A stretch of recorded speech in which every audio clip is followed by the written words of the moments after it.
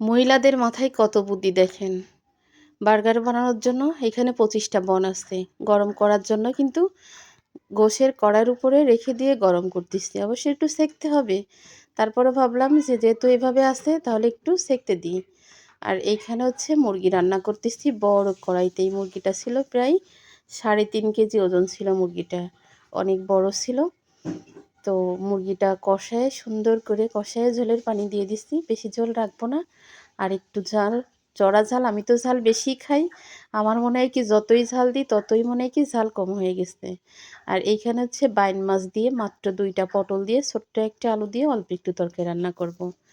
কারণ এক ভাগে তো মুরগি দিয়ে হবে না। এমনি ছেলেমেয়েরা খাবে না, যেহেতু ওই বার্গার খাইছে, পুরি ছিল, আলুর চপ ছিল, সেমাই ছিল।